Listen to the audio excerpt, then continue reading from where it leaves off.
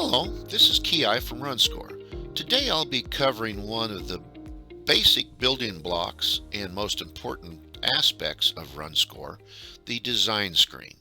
The design screen is used to create the enter and edit name screen with all the fields and input area for RunScore. In doing this, it also creates the database structure for all these fields in the .dta file. This screen allows us to show the field labels and the field values that we will go ahead and input in. Each one of these will create entries into the DTA that allow us to work with the database. Notice we have several fields. The date of birth, we have what's called a template. The size and searchable areas for each of these fields and the templates are all created in the design screen and can only be modified or deleted in that design screen. The rest of the values can also be changed or modified in the field preferences. We'll discuss that a little bit later. To enter the design screen, we go up to Tools, Enter Edit Names, Design Screen. Acknowledge that we close the race and we get into the design screen. The first thing I'll discuss is the fact is that we can adapt the size of that screen by dragging a corner or an edge of the screen. The first item is bib. If we double click on this, we will see the field properties. Notice that the bib, the field length, and the search length, which is created when we select making it a search field, are created just in the design screen. The rest of these, unique field, digital only field, alphabetically only field, a min or max value, and the case. None will just be what you typed in. Upper would make it all uppercase. Lower would be all lowercase. Proper would capitalize the front of each label. Right justified is very important, especially if you're in a digit-only field. You must have right justified selected with the digit-only field if you want to be able to sort those values in the field correctly. Required input means that the person has to fill that value. The must be a number is just almost identical to digit only, but it can allow other values. Digit only allows the numbers and comma and decimal point. Protected means that I can select protected on this, and the typist will not be able to enter any data into that field on the screen. This is very helpful on using clients to type in additional values. Database search and database view are covered in help, and they are for using an old database without a bib number assigned and to select those values. Most people don't use that anymore. The type ahead allows you to continue typing, and if there's a field in that database that has that information, a drop-down list or a type ahead will show up in that field as you're typing. The date field and time field are very important. If you're going to use that field for a date or a time, it's important to put it here so that RunScore handles it correctly. The template allows you to put in a template. The allowed values allow you to put in values that only can be typed in. Let's go ahead and look at the race here. You can right click on that.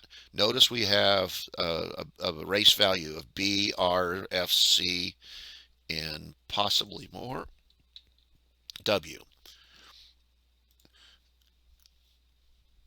On the date of birth, we double click. Notice template, two spaces, the slash, two spaces, slash, and then additional area. The field is 10 in length, including those templates. The search length, in the old days, we would only search on the first several to save on memory, but now under most Windows machines, that is not really required. Again, this is a date field, so we want to handle that data as a date. Notice currently name is protected. It's grayed out. Won't allow any input into that currently. All my other categories, these are computed values from my INI file, and those are also grayed out so that those are only created by the RunScore program. These are field labels, and that allows you to just put a label in there for additional information, a spacer or such, and is a very good thing to be able to do. Now let's look at adding a field. We're going to right click and add a new field. We're going to call this wave. We're going to make it too long. We're make it a search field, and we're going to make it a digit only field. When we go ahead and click OK, notice we have wave. We're going to want to move this right now. We're going to move this down to an additional line down here after race. I'm going to use two spaces and drag the value down one space off. It's very important to use these together so that they're not hanging and you don't have the correct values. The other way to do it is select it and up arrow, down arrow, left or right arrow. Now, we forgot on this, wave is a digit only, so we also want to make that right justified so we can sort on that. Once we've done that, we're going to hit F10 for done. What this will do, we'll take the current DTA that doesn't have a wave field in there, and it will resequence the entire DTA to have these values correct and insert the wave as the third field. OK to rebuild the database. Done. Now we're going to reopen that race. Look at the enter and edit name screen and notice wave is in there.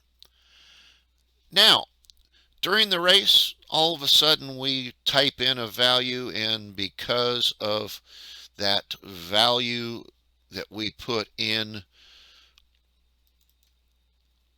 we right click on that, we go to properties, and it says it's only these. If we want to add another one, say an S, we can go to the bottom and type in a capital S, hit OK, and now that race now allows us to type in also an S. You can add additional things and such on that. Notice we cannot modify or adapt in the field properties under the internet names the race, the name of the field, the field length, the field search length, or the template. The rest of these are all capable of being moved. These four values are stored in the enter and edit names form structure in the .frm file. The rest of these values are kept in an XML file, which is a extensible markup language data file. This provides the data structure that holds all the data values in that to be used by RunScore for numerous operations. For this, we'll close that off. Again, we'll look at the properties on DOB. Notice the templates in there. These values can't change, but we can change the type of values we want, whether we want to change it to an uppercase, lowercase, proper.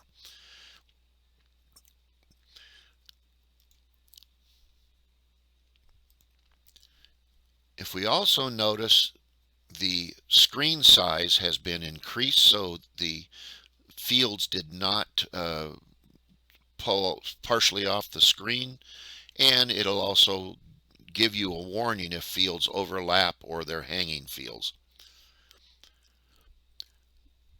So again, the structure of the database, the field lengths, field search lengths, and the templates are all stored in the .frm file.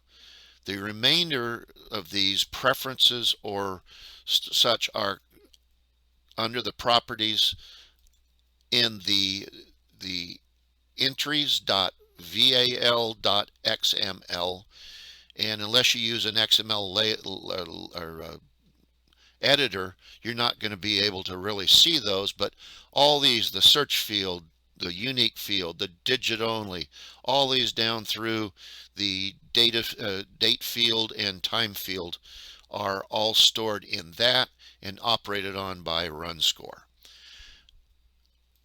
Type ahead. If we have type ahead as the second time we type in something, the second it'll see that Smith was already in there. If we look at Jones, we only had one. If we type in Roberts, Roca, you notice we have a drop down. We can continue typing, and if you type in Roca, notice that goes away. Roberts, you can continue to type in, hit space, and the drop down goes away also. Very simple, very easy to do. There's good information and help for each of the values or properties that are in. Again, right click on properties. All this information can be looked up and get more information on why each of these is there. And again, you can, on the fly while the race is open, you can change the properties for each of these fields, except for the length, the search length, the name, and the template. If you have any questions, please contact us. Other than that, we will talk to you again on the next video.